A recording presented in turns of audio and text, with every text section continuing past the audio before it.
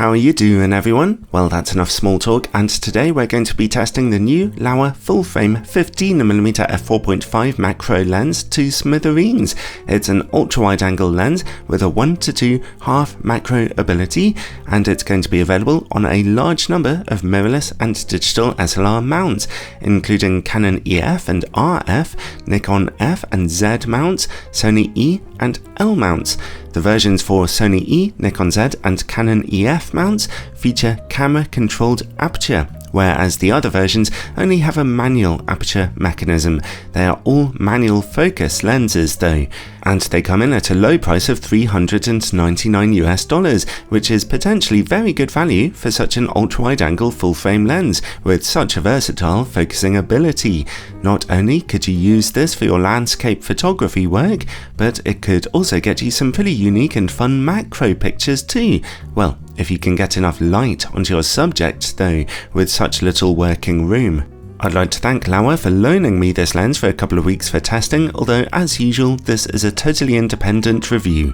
The lens is tough and metallic with solid build quality. The mirrorless version of the lens is bigger than the version for digital SLRs, as it includes a built-in adapter at the back, and it weighs 308 grams.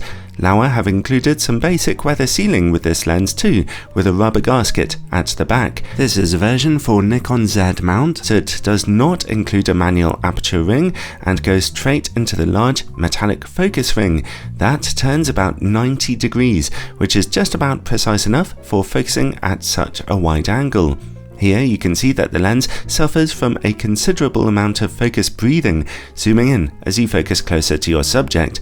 Usefully, this lens has a 62mm filter thread on the front, although you'll want to use slim profile filters to avoid extra vignetting.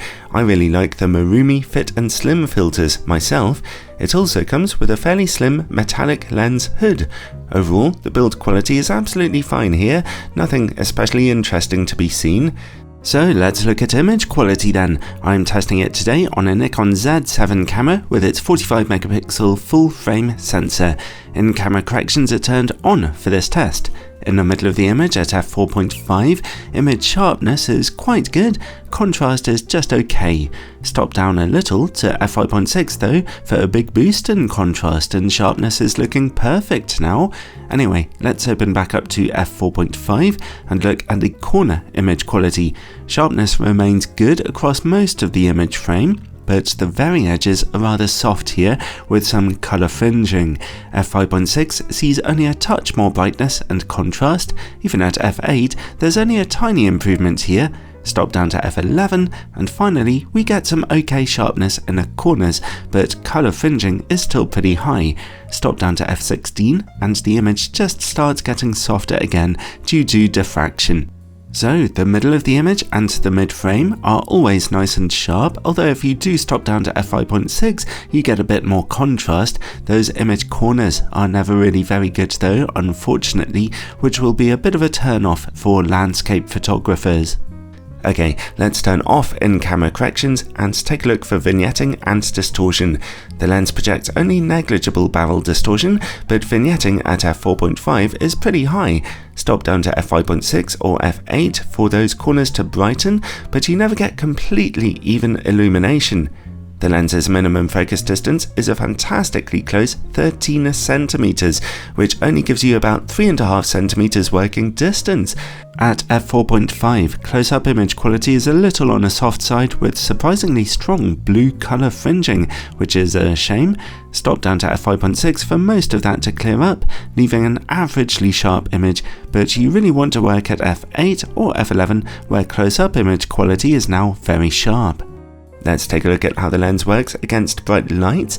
We're seeing a number of issues here, quite a lot of opaque, speckly flaring artifacts, as well as some broader glaring, so keep the lens well away from bright lights. While we're working in the dark, let's take a look for coma and sunstars.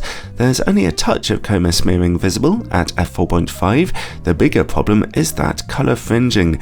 Stop down to f5.6 and bright lights in the corners of your images are as clean as they're going to get. Let's zoom out and look for sunstars then. They are beginning to emerge at f5.6. Stop down to f8 and they get much stronger. They even get better as you stop down to f11, f16 or f22, which looks great. And finally, bokeh. At macro distances, unsurprisingly, you can get background separation here, and those backgrounds look soft enough, no problems that I could see. Overall, this lens's image quality is not fantastic, although when topped down a bit, it gets pretty sharp. I would classify this as a specialised macro lens at a low price for anyone wanting to get some unusual ultra-wide close-up images. Its use for landscape and other ultra-wide photography at normal distances should be secondary.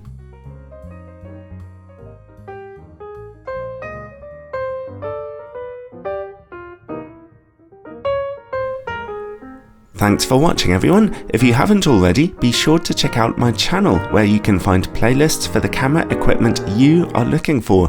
And as usual, a special thanks to my Patreon supporters and channel members who have helped to keep this channel trucking on sponsorship free for absolutely years now. Supporters get all kinds of extra bonus content and early access to reviews, so check it out in the description below, and ciao for now.